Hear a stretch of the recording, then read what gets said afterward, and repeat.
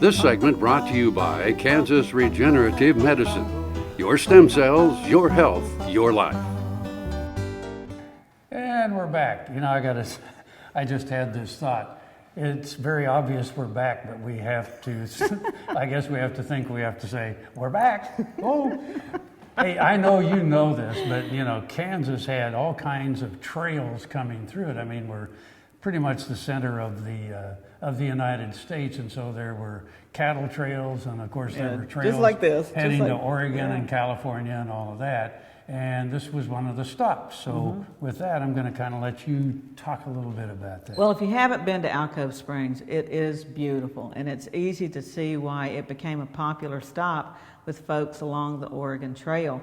And it's just it's like an oasis in the prairie, you know, with the trees, and it's beautiful. Falls, again, they do have actual little falls there, but it's just one of those beautiful, must have been a beautiful respite for the pioneers that were coming through. So we're going to take a look at that.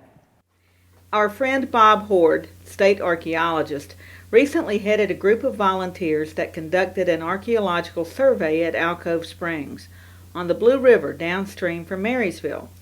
As Bob wrote in the Kansas Preservation magazine, Alcove Spring is one of the best known stops on the Oregon Trail and is listed on the National Register of Historic Places.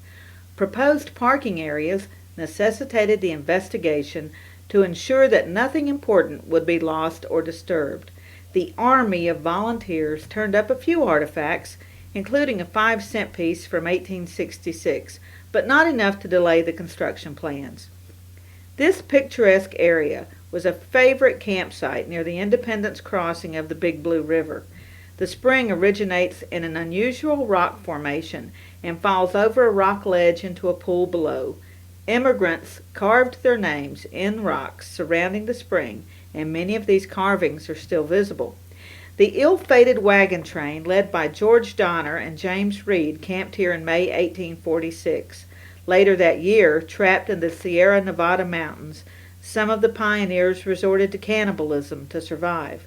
While camped here in the lushness of Alcove Spring, though, one of their number wrote, "We found a large spring of water, as cold and pure as if it had just been melted from ice. It gushed from a ledge of rocks which composes the bank of the stream, and falling some 10 feet, its waters are received into a basin. A shelving rock projects over this basin, from which falls a beautiful cascade of water, some 10 or 12 feet. The whole is buried in a variety of shrubbery of the richest verdure. Altogether, it is one of the most romantic spots I ever saw.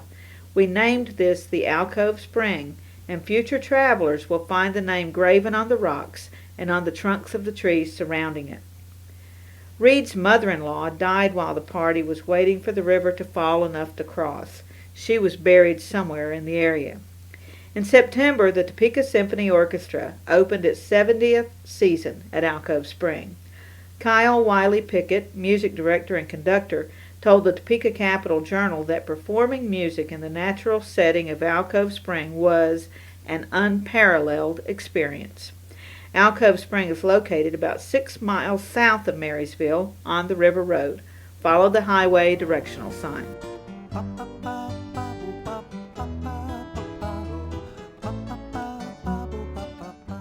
Now another gardening tip with Annette Jackson. Fall is a great time to plant trees, shrubs, and perennials. Root development this fall means more growth with less watering next year. For faster root growth, always use Fertilome Root Stimulator.